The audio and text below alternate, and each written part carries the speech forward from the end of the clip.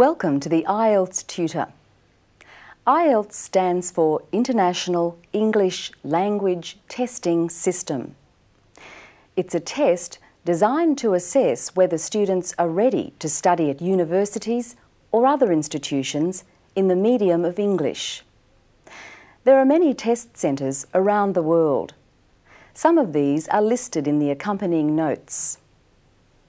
A candidate's overall ability is recorded by means of a band score from 1 for a non-user to 9 for an expert user. The test consists of 4 sections: listening, reading, writing and speaking.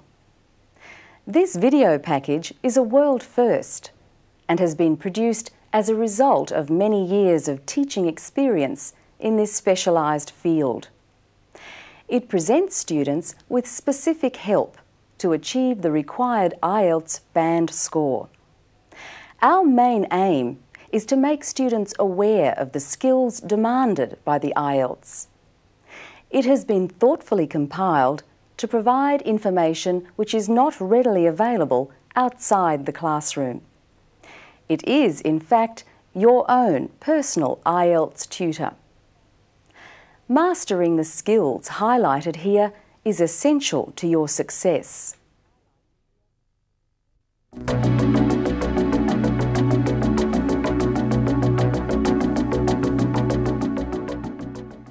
The first subsection of the test that you'll be required to do is the listening test. It takes approximately 30 minutes. There are 4 sections to the listening module. In the first 2 sections, there is a conversation between 2 speakers and a monologue.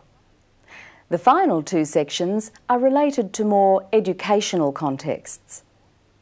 The following are the most commonly used question types: multiple choice, short answer questions, sentence completion, diagram completion, labelling a diagram, classification, and matching. The following are some important tips for listening. Number 1, the dialogue is heard only once, but time is given to A, check answers, and B, read ahead. It's very important to try to read ahead so that you have some idea what you'll be listening for before you actually hear the dialogue. When reading ahead, it's a good idea to highlight important key words. Use a highlight pen to do this to make the keywords stand out. Doing this will help you to locate the important information. Number 2, when the time for reading ahead terminates, stop reading immediately and begin to listen from the very first words spoken. Don't worry if you haven't pre-read everything. By the end of the section, your ear will be more tuned in. It's very important, however, that you don't get lost at the beginning, as this may mean that you're not able to do any of that particular exercise. Number 3, you'll be given time at the end of certain sections to check your answers. It may be helpful to use this time to read ahead. This will give you more time to prepare yourself for the next section. Checking answers should be restricted to adjusting spelling or making an answer clear and legible. In most cases, it would be unwise to change your answers. So unless you're absolutely sure that you've got something wrong, leave it. Number 4, when answering questions, use abbreviations to give yourself time to focus on the task of listening. Write out the abbreviation in full only at the very end of the test, when you transfer your answers to the answer sheet. Don't waste precious time during the test. Number 5, when listening, try to listen for 2 answers at a time. In other words, don't only listen to obtain information to fill in one question. Rather, listen in order to listen to two questions. This will help you not to get lost. Getting lost is one of the biggest problems facing students doing the listening section. If you're still listening for information to answer question 1 and the speaker has moved on to question 2 or 3 without your realising it, then you're lost and panic sets in. So remember to listen for 2 answers at a time. Then, if you miss the first one, you'll have time to get the second. Number 6. You're usually required to listen to information to fill in a form. If a person's name is spelt out, such as Stuart Gray, that is Stuart, S-T-U-A-R-T, Gray, G-R-A-Y, then you must get the spelling correct. Be careful of numbers and letters that sound similar, such as A, H, and 8, or letters that sound similar, such as C and G. Also listen carefully for the difference between W on the one hand and double O or double E on the other. Finally, listen carefully for the difference between 80 and 18 or 30 and 13, etc. Number 7. Remember, there's a big difference between listening, say, to the news and listening for information in the IELTS. In the case of the news, you're listening for global or general information. However, in the IELTS, you will be listening for specific information, and you have to develop the skill of reading and listening at the same time. Number 8. The final point to remember is that you must transfer all your answers to the answer sheet. If your answers are not on the answer sheet, you won't receive any marks for them.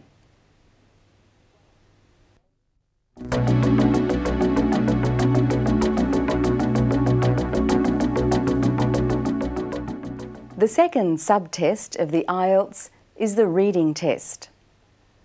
The reading subtest takes about 60 minutes. There are 3 reading passages totalling approximately 1,500 to 2,500 words.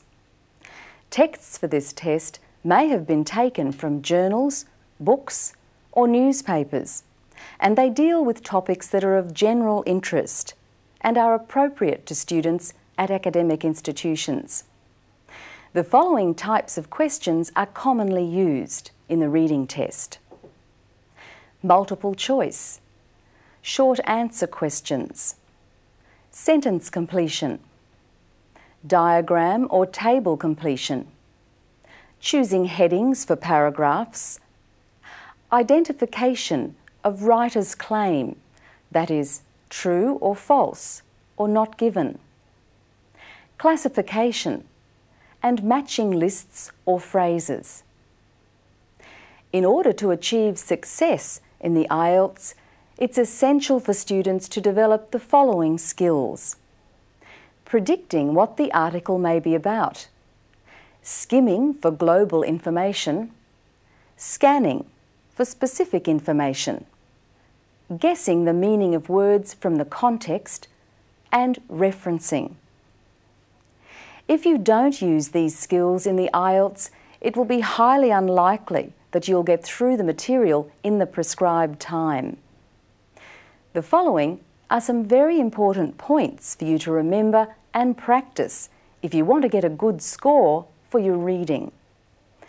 First, use the titles and any subtitles to try to predict the article's general content. Even if your prediction isn't correct, trying to predict will help you to focus on the exercise. This will calm your nerves and allow you to think clearly. Write down whether you think the tone of the article is positive, negative, or neutral, Also, quickly brainstorm some ideas by writing down 2 or 3 words that come into your head on the topic being considered. In the case of the article in your notes entitled "Talk about the weather, forces that govern climate," you could have written negative, storms, global warming and melt. This shouldn't take you more than a minute, so please do it. It's a very important step.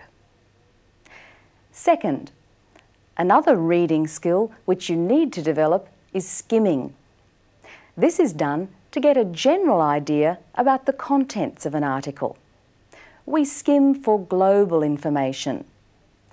The quickest, easiest and most beneficial way to do this is to go straight to the questions. The questions really consist of a summary of the text. Next, look carefully at any graphs, tables or diagrams which may accompany the article, since they contain large amounts of condensed information. Third, scanning is the next step. You'll now be looking for specific information. There are clue words in each question. For example, question 3 in the sample test in your notes asks the question, "Where was the first outbreak of Asian hemorrhagic fever recognised?" So the clue words are where, a place, hemorrhagic fever, and outbreak. The clue words can be found around line 65. The answer is Manila. Fourth, guessing the meaning of words is another skill you'll have to develop. Remember, it's possible to get a high score for the reading subtest without understanding all the words in the text. You'll often be able to give the right answer even though you don't know the meaning of a word by merely understanding its function in the sentence. Is it a noun, a verb, an adverb, or an adjective? For example, in the article "A Global Village but Still Divided," line 8, there's the word chartered. Although most students wouldn't know the meaning of this word, it can be guessed.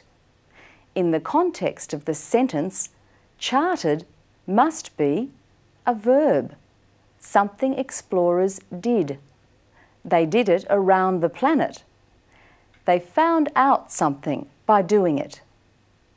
Now, if you had to answer the question, what did explorers not find when they charted the planet?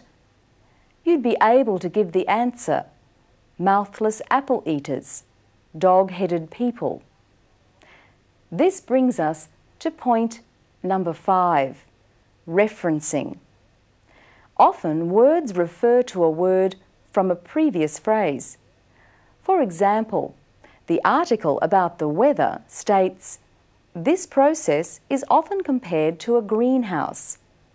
The sentence before tells us what this process is. There's the statement, "This is just the right amount to produce a climate in which life can flourish." This refers to 1/1000th of the sun's outgoing energy. Finally, it's very important that you transfer all your answers to the answer sheet. If your answers aren't on the answer sheet, they won't be marked and you may lose valuable points.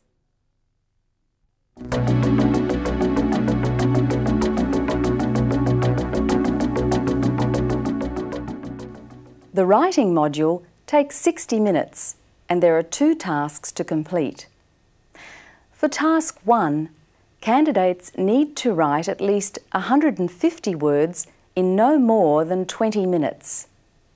Candidates have to present information from a graph, diagram or table in their own words. For task 2, candidates need to write at least 250 words in no more than 40 minutes. candidates have to present their point of view, develop an argument, or propose solutions to a problem. A common problem facing students doing the writing test is that they have difficulty understanding graphic information. For this reason, they often spend too long on task 1. It may be better to start with task 2, since it carries more marks. Whichever task you do first, remember to stick to the time allotted to each task. To prepare for the test, try to collect graphs from books, magazines, the newspaper, and use the method presented here to practice analysing them. Your success in doing this task will depend on understanding graphic information, using the correct language, which you'll find in the notes, using the right method, which will be discussed on the video, and practice. This is very important, and it's up to you. To analyse a graph.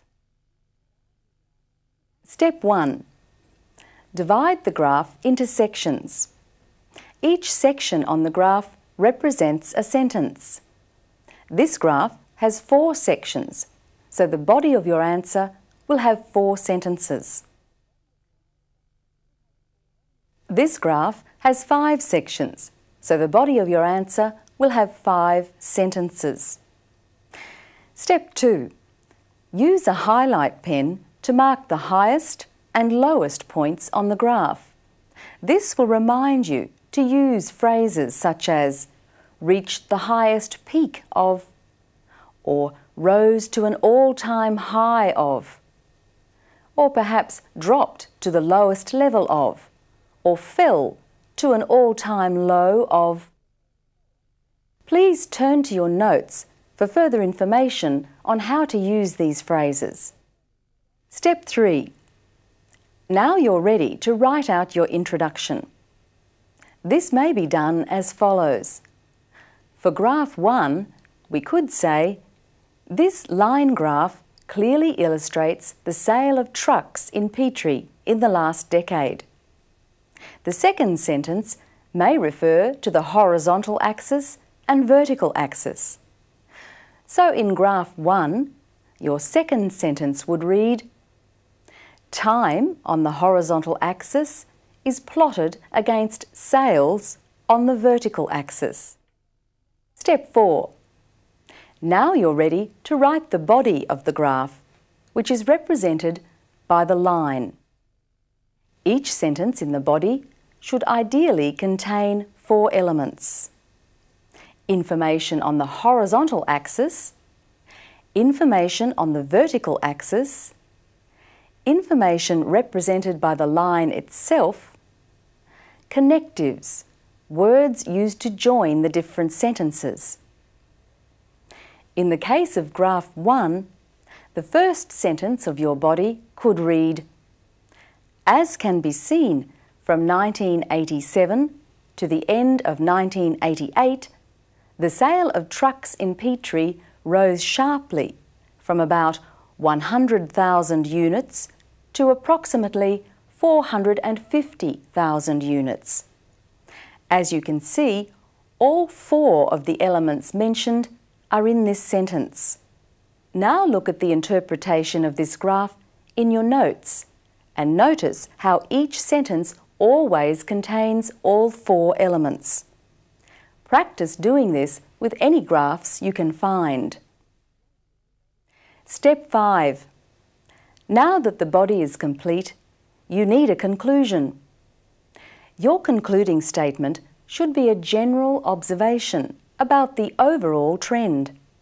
In this case, you could simply say, the sale of trucks in Petrie reached a peak in 1994, but since then, sales have continued to fall. To analyse a table. Tip 1. In tables, there's always information across the top and information down the side. the information across the top is always analysed in relation to information down the side.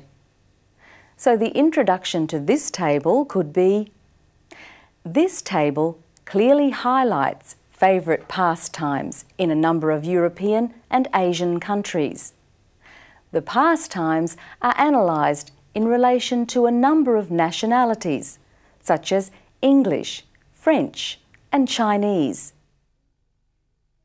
The introduction for Table 2 could be, this table clearly highlights the age of individuals in Jacksonville when they first started gambling. The percentage of persons in 1980 and 1990 are analysed in relation to age groups from 10 to 40 years. Tip 2. Take a moment to analyse the table and, if possible, try to group together sections that are the same or similar. For example, in this table, the USA, Canada and Australia can be grouped together. Also, Korea and China could be combined. Then we could say, as we can see from the table, the percentage of people watching TV in the USA, Australia and Canada is approximately 60%. In these three countries, hobbies are also popular. Interestingly, the percentage of people who like reading is quite low at approximately 15%. Tip 3. Not every part of a table needs to be mentioned, especially if it's a large table containing lots of information. Just bring out points of interest. Tip 4. When analysing a table, you'll need to compare different features or components of it. So you'll need to use comparing words or phrases. The accompanying notes have many of these phrases for you to learn. Tip 5. To conclude, make a very general comment on one or two items that stand out. For example, finally, it's interesting to note that TV is the most popular pastime in all countries except China. This situation may change in the future as China becomes more capitalistic. Tip 6. Notice when giving an opinion, we use words like may. This indicates that the statement made is only an opinion, not a fact. Please check in your notes for further useful words or phrases to use when giving opinions. Besides graphs and tables, you may also be asked to analyse a chart or diagram. You'll find a number of these in your notes. Please study them carefully and answer the accompanying comprehension questions. These questions have been designed to help you focus on the language you'll need to complete this task. Writing Task 2. In this task, you may be asked to persuade, P, offer suggestions, S, compare and contrast, C, give causes and effects, CE, give advantages and disadvantages, AD, and other, O. It's very important for you to make a decision as to which of these tasks you're being asked to do before you start writing. Practice this skill on the following questions. Cigarette advertising should be banned. Discuss. Discuss measures that could be taken to address overpopulation in third world countries. What are the effects on young children of watching TV as opposed to reading? Discuss the causes of the escalation of crime rates in most cities. What effect does this have on society? Discuss the advantages and disadvantages of a vegetarian diet. If you're not sure about your ability to carry out this vital first step in the Task 2 writing question, please turn to the notes and study the section entitled Tips to help you decide on the correct format to use. You'll find some model Task 2 essays in your notes. Use them to practice answering the typical Task 2 questions. Also, use the Critical Thinking Guide, which has been designed to assist you to develop your own ideas about a number of different topics. This exercise is very important and very helpful, so please practice it as much as you can.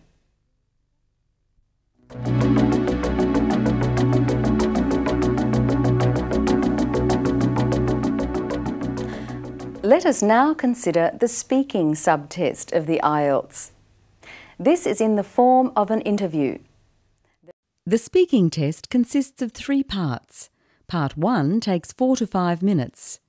Part 2 takes 3 to 4 minutes. And Part 3 takes 4 to 5 minutes. We will now look in on a speaking test interview. Good morning. May I have a look at your passport? Yep. And your name is? My first name is Asano, which means wide field or something like that. The reason my parents called me that is because my father just liked the sound of it. My family name is Tamaki. It's not a very common name in Japan, but I think it's easy to pronounce for English people. All right, Asano. In this first part, I'm going to ask you some questions about yourself. Where do you come from?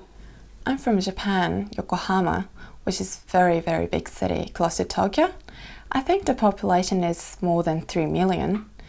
But actually, I was born in China, Beijing, which is a huge city too. And my family moved to Yokohama when I was 3 years old. And I recently applied for the citizenship in Australia because I don't like the huge population and pollution in Yokohama. So tell me, what do you like about Yokohama? Well, it's exciting. For example, there are many shops, restaurants and markets and people everywhere. All right, Asano, now tell me, what are you doing at present? Well, I'm looking for work. Fortunately, there are lots of vacancies for my profession. I'm really looking forward to working so that I can be independent financially. My parents have spent a lot of money on me. And what kind of work do you do? Well, in Japan, I was working for the government as a nurse, but it was a very hard job. And I did that for 3 years. Then I went to New Zealand to study English, and I moved to Australia about a year ago to study for my PhD. And as I told you before, I'm looking for employment right now. Okay, Asano, now we'll move on to part 2 of the speaking test. Have a look at this, read it carefully. You have about 1 minute to think about your answer, then approximately 1 to 2 minutes to talk to me about what's on the slip. You can use a pen and paper to make some notes. At this point, you'll need to brainstorm for ideas. This is an example of how you could make your notes. All right, are you ready? Yes. Well, I like classical music and also folk music. Classical music is very relaxing, and folk music is interesting because it tells us people's culture or history. But I don't really listen to music much because I'm very busy. I have to work because I've got a part-time job, and I have to shop and cook, and I like to read in my spare time. I usually listen to music in my car because I've got a really good sound system in my car. When my mother was young, Japanese people were just beginning to listen to Western music in Japan. But now, Western style music is actually very popular in Japan. And in fact, a lot of the music that young people in Japan listen to today is in English. All right, Asano, we'll move on to part 3 of the test now. What influence do you think music has on life? Well, the effects of music can be good. It helps us to relax, and also to enjoy ourselves when we get together.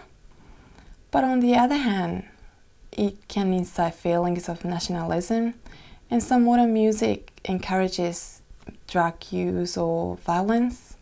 What part does music play in your culture?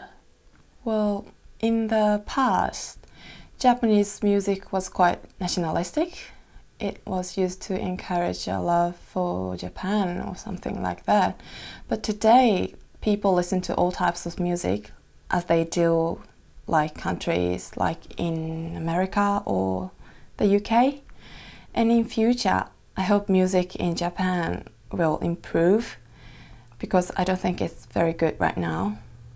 Okay, how would you define music? Could you please repeat that question again? How would you define music? Well, it's something sounds beautiful and helps us to relax. And it's a part of all cultures. All ages listen to it. And it can be used for both good and bad. Thank you, Asano. Your speaking test is over now. You can enjoy the rest of your weekend. Thank you. I hope you have a good weekend too. Thank you. You've now come to the end of the video. We hope that you'll practice the essential information presented here, and we wish you every success in obtaining the band score that you require in the IELTS. If you'd like to order the IELTS Tutor Kit, you may do so from the following outlets.